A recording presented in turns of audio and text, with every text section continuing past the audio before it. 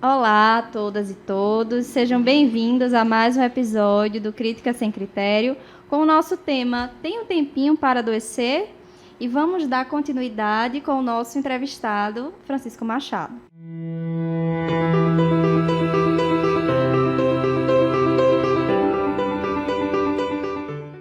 Então, Francisco, que ele é psiquiatra, pós-graduado em filosofia, esteve conosco no episódio anterior, em que a gente falou também dessa temática, Tem um Tempinho para Adoecer, falando um pouquinho do neoliberalismo e das suas relações com o nosso tempo, com esse momento de adoecimento. E aí, a gente queria, na verdade, começar, Francisco, hoje trazendo uma música do Baiana System, que tem um trecho que fala assim: lucro, máquina de louco. Olá, Francisco, vamos falar um pouquinho disso? Olá a todos e todas.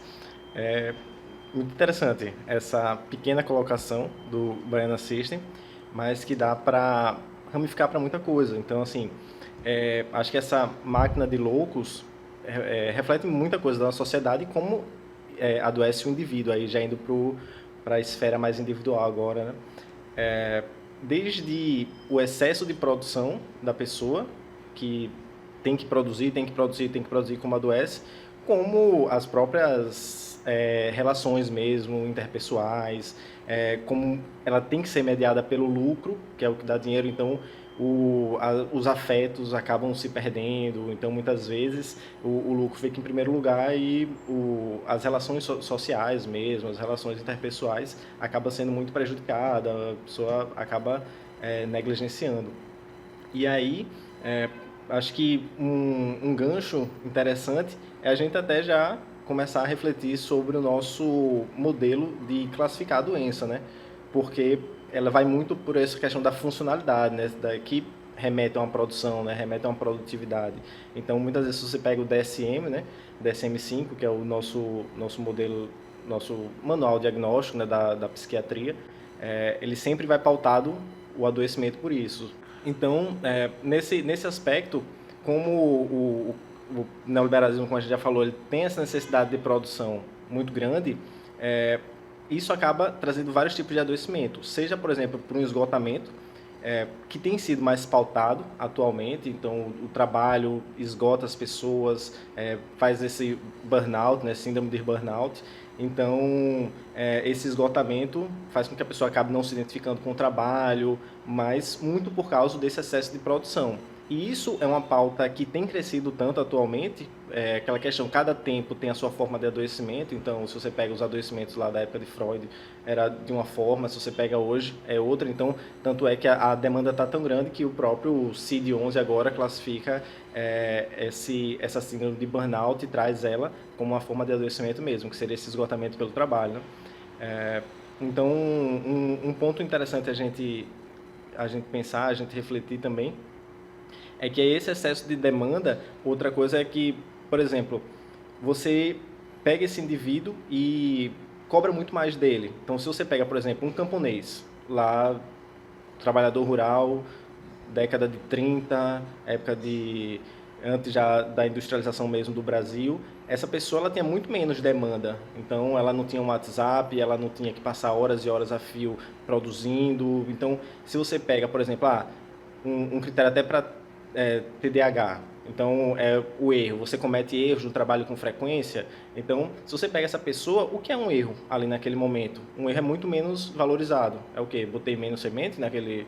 Então, se você pega hoje em dia, quero ser um juiz, então tem que estudar horas e horas e horas, uma produção muito grande, fazer muitas questões. Então, se você erra uma questão, você já desce a sua produtividade para um nível de concurso muito, porque os concursos estão cada vez mais concorridos. Então, você começa a ter essa demanda de, gera um adoecimento, você torna as pessoas mais adoecidas porque parece que o erro é muito mais valorizado. Então, tem toda essa questão assim do adoecimento, né?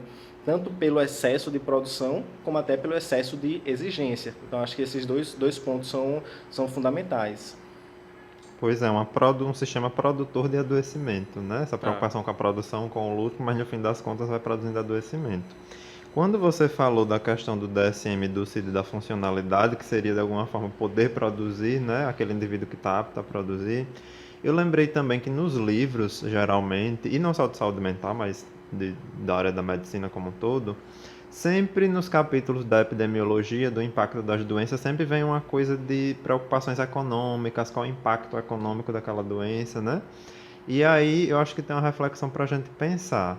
Será que se a gente vivesse em outro sistema, né, a preocupação seria tanto o que se gasta no cuidado ou cuidar da pessoa? Porque às vezes parece que a pessoa fica de lado, o que importa é o dinheiro que é gasto, Sim. né? E a gente tem que fazer alguma coisa para não gastar tanto dinheiro, fazer as pessoas produzirem, porém a forma que é feita faz justamente adoecer. Né? Então é um paradoxo que esse sistema traz, né? Então é muito interessante você trazer isso. E uma outra coisa que eu lembrei quando você falou do tempo é uma coisa que a Maria Rita Kell fala no Café Filosófico dela de aceleração e depressão, que ela diz que num certo momento, né, o tempo das pessoas, o tempo que estruturava a realidade era o tempo ali das estações da produção, né, agrária e tal. Depois o tempo passou a ser regulado, não sei se foi depois, não estou fazendo a cronologia exata, mas teve um momento do tempo do relógio da igreja, que regula, né? E depois o relógio de ponto da fábrica. E isso muda totalmente a relação com o tempo e a relação com a realidade. Para a gente ver também, como você falou no primeiro episódio, que o que se coloca como realidade não é algo já dado. Nos parece que é isso, tem que ser assim. Mas a estruturação da economia, a gestão da economia, do tempo, etc., ele cria uma realidade. Então isso é outra coisa interessante da gente pensar, que é uma coisa que não está dada, que a gente precisa problematizar. Nesse ponto, assim, uma coisa interessante também é aquele debate do fim da história, né, que surge muito até porque antes a gente tinha as utopias, né, assim, até modelos diferentes, socialismo, capitalismo, e aí com o decorrer até a queda dos estados socialistas, o desenvolvimento do neoliberalismo, vem esse debate de que parece que acabou a história, nós não temos mais um modelo utópico para chegar, esse é o que está dado e que é o modelo que vai se reproduzir. Então, nesse modelo também tem uma questão muito importante, você garantir a alienação das pessoas, garantir que as pessoas não entendam que esse modelo ele pode ser mutável, que pode existir um outro modelo de funcionar. E isso a gente pega, por exemplo, até o Christian Dunker naquele livro A Biografia da Depressão, esse livro mais recente dele, ele faz uma comparação interessante assim, de como o DSM está associado ao neoliberalismo. Então, porque se você pega o DSM, e ele vai muito para essa questão fenomenológica, então, para você ter uma depressão, o que é que você tem que ter? Tristeza, insônia, então ele vai enumerando ali os critérios há tanto tempo, então você tem um adoecimento de um transtorno depressivo. Mas você não vai entender a etiologia, como foi que essa doença surgiu. E esse não entendimento, muitas vezes aí tem um debate nessa crítica de que não é não entender porque não se sabe de onde vem, como por exemplo a hanseníase vem lá do bacilo. A depressão a gente não sabe exatamente de onde vem, então a gente não sabe a etiologia. Mas não é porque não se sabe exatamente, é porque não se quer saber muitas vezes. É preciso que não se saiba. É preciso que não se saiba, porque você aliena a pessoa de entender de que esse adoecimento muitas vezes perpassa uma crítica social. Eu não me encaixo nessa sociedade, então se eu não me encaixo, de alguma forma eu estou fazendo uma crítica. Então não está funcionando para mim esse modelo. Então, e também tem muito a ver com o sofrimento que essa sociedade me traz. E aí, a partir do momento que você bota só os critérios e não busca essa associação, então traz essa alienação. Até no Freud mesmo, lá no Mal-Estar da Civilização, ele traz isso como muito óbvio, como estava as demandas sociais influenciavam no adoecimento neurótico, né? Já hoje em dia, parece que isso começa a se perder, começa a ficar muito mais nebuloso, e que isso tem um intuito disso, tem um intuito de que se fique nebuloso, né? Não é uma coisa assim ao acaso. Então, e aí a gente não pode deixar de falar de como isso tem uma questão também da indústria, né? A questão da indústria farmacêutica, porque é muito mais fácil a gente pensar que se eu tenho uma questão a resolver e existe um remédio que vai sanar esse meu problema, então que ótimo, ó que bom, né? Então é só a gente se utilizar disso, como a gente já falou em outros episódios também, Mas a coisa não passa só por aí, né? Como a gente vem falando, a gente não pode ser apenas prescritores ou pescador de sintomas, como se esse mar não fizesse diferença. Então a gente vai pescando ali um humor deprimido, uma insônia, mas então o que é que aquele mar tá querendo dizer, né? Se tem tanta coisa ali pra gente pescar, o que é que tá havendo com esse mar? É como se a gente só tivesse preocupado em alguma coisa para não ver, realmente. É isso que a gente acaba fazendo. Então é preciso que a gente faça esse pensamento crítico, que não quer dizer que não vá se utilizar disso também, mas que não é dessa forma. E aí, quando a gente pensa na população em geral, já é desse jeito. Imagina, quando a gente fala do adoecimento psíquico também e do nosso modelo, com as populações que estão mais à parte, né, disso, a parte desse próprio modelo como um produto, né, a marginalização ali como um produto, como fica também o adoecimento psíquico dessas pessoas. Porque elas também vão passar por um humor deprimido, por dificuldade no sono, dificuldade no apetite, mas são pessoas que estão na margem. A margem, a gente quer dizer, pode ser pessoas em situação de rua, pessoas em situação de refúgio, que aqui em Alagoas a gente também tem, né? Então, como é que seria o adoecimento psíquico para elas? Basta a gente pegar ali os mesmos critérios ou a gente vai ter que fazer uma outra leitura acerca disso, porque o nosso modelo da sociedade, o neoliberalismo, tem a ver com essa produção de adoecimento, com essa máquina de louco no sentido do adoecimento psíquico, né? Então, também se gera muita produção de adoecimento, de sofrimento, por conta dessa forma que se é dividida e essa forma que fica sendo sempre alimentada, porque a preocupação é que existe um remédio, então estamos tranquilos. E essa crítica interessante que você faz, Tainá, porque nos mostra que, além de adoecer, o oferecimento do tratamento também é atravessado por essa lógica, como você falou, neoliberal, né? De achar que um remédio vai resolver, né, uma coisa pontual ali vai mudar um fenômeno que a gente sabe que tem uma série de outras coisas por trás.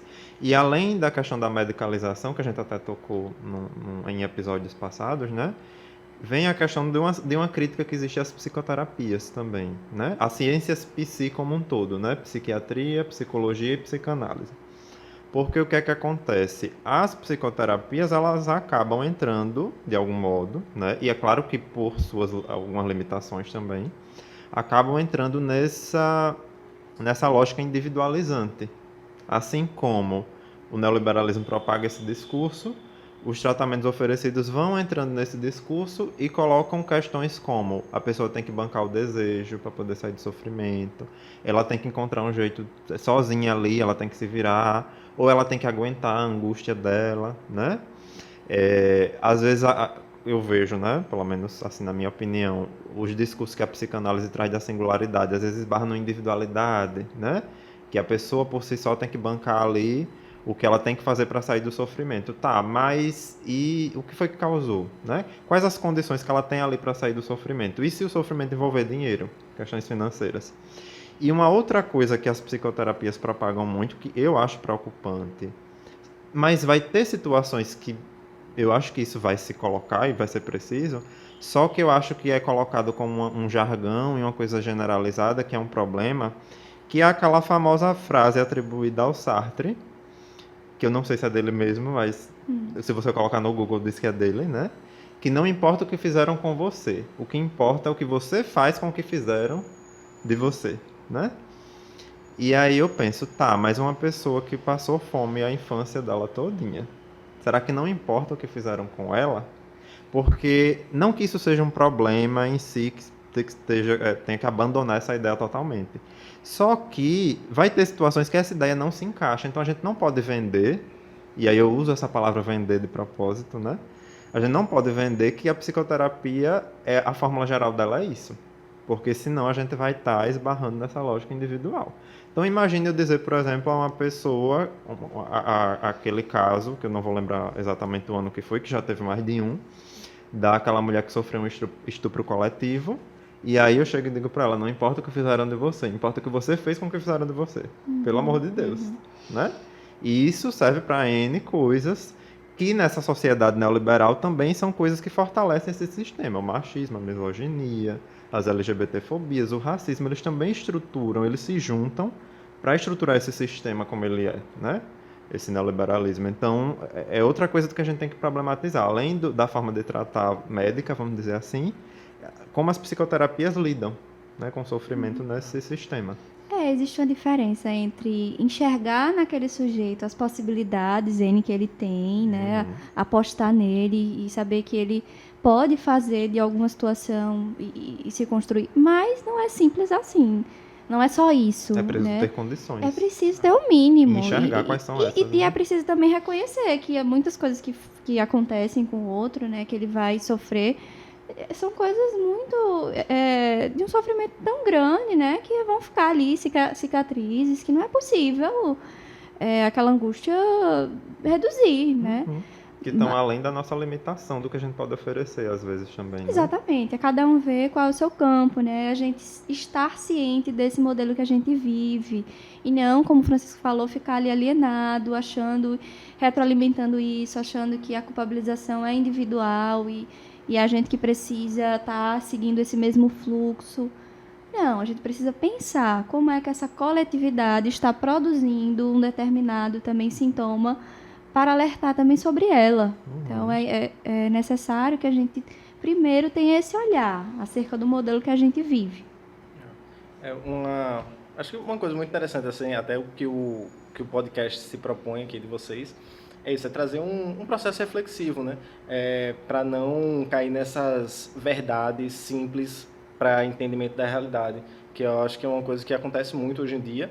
E aí, até a comunicação, a gente tem que ter um cuidado atualmente, porque parece que tudo é levado muito para o extremo. Então, como o Vitor colocou, né? Assim, não que não tenha essa importância de como é que você vai lidar com aquela coisa que aconteceu, mas que de fato, assim, acho que tem que ponderar. Então, assim, evitar esses raciocínios simples e extremos, como se a gente não tivesse que lidar com a realidade tão complexa que é a nossa, e aí dar conta de entender a realidade tanto do indivíduo, a realidade coletiva, o acesso desses indivíduos à saúde. Então, como a Tainá também colocou, assim, o acesso, entender que não é uma comunidade só, que tem peculiaridades também dentro dessa comunidade. Então, assim, fazer todo esse processo reflexivo para a gente conseguir atuar de uma forma melhor, para a gente conseguir entender a realidade, acho que é fundamental.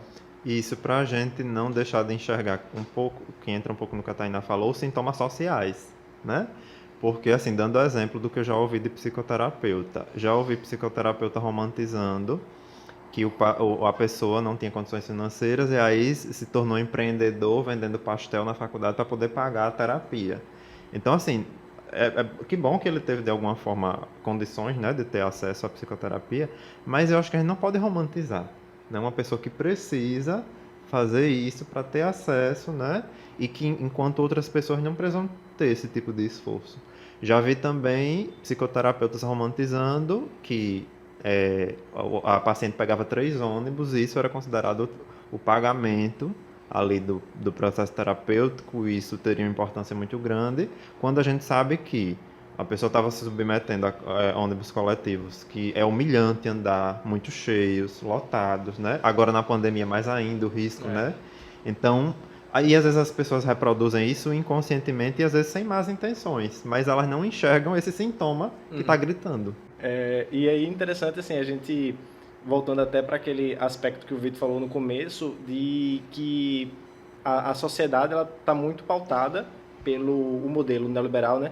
Pelo adoecimento, se vai dar lucro, se não vai. Então, se você pega o site da OMS, ele defende que a gente precisa olhar mais para o adoecimento, porque a depressão é a doença que mais causa afastamento atualmente. Então, mais incapacitante, né? Isso, se a gente for deixar para o sistema em si trazer soluções, muitas vezes eles não estão preocupados com isso, está preocupado com lucro, e aí vai perceber que muitas vezes botar um remédio a mais, para voltar a funcionar e garantir o lucro novamente, né? Então, assim, esse processo reflexivo, como estava falando, assim, é fundamental para a gente começar a pensar em novas coisas, novas possibilidades, novas atuações, até mesmo porque a gente está muito sem uma perspectiva, como eu falei, assim, a gente não tem mais uma utopia no horizonte. Então, parece que a única coisa que a gente tem atualmente é o modelo neoliberal.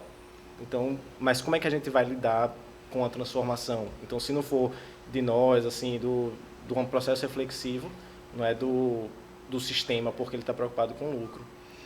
Sempre a proposta, se a gente deixar para o sistema, vai ser como ganhar tempo, como ganhar lucro em cima disso, nunca vai ser repensando esse mesmo modelo. E aí a gente retomando aqui até a pergunta do nosso episódio, né, se a gente tem um tempinho para adoecer, a gente já poderia dizer que na maioria das vezes não, a gente não tem tempo para algo que não vai produzir. O que é que o adoecimento vai trazer, né? Isso também já geraria um outro episódio, né? Que é que um adoecimento pode gerar também. Mas eu penso que a gente pode finalizar aqui também com um poema do Mário Quintana que vai trazer essa reflexão sobre o tempo. A vida é o dever que nós trouxemos para fazer em casa. Quando se vê, já são 6 horas. Quando se vê, já é sexta-feira. Quando se vê, já é Natal. Quando se vê, já terminou o ano. Quando se vê, perdemos o amor da nossa vida. Quando se vê, passaram 50 anos, agora é tarde demais para ser reprovado. Se me fosse dado um dia, outra oportunidade, eu nem olhava o relógio. Então, gente, com esse poema a gente se despede aqui da nossa discussão. Acho que foi muito produtiva. E agradecendo ao Francisco pela sua presença aqui com a gente. Isso, também agradeço ao Francisco, obrigado, né? Fomos produtivos, mas não na lógica neoliberal. E é isso, gente, obrigado. Obrigado, gostei muito de participar. Qualquer coisa, pode me chamar novamente. Estou à disposição.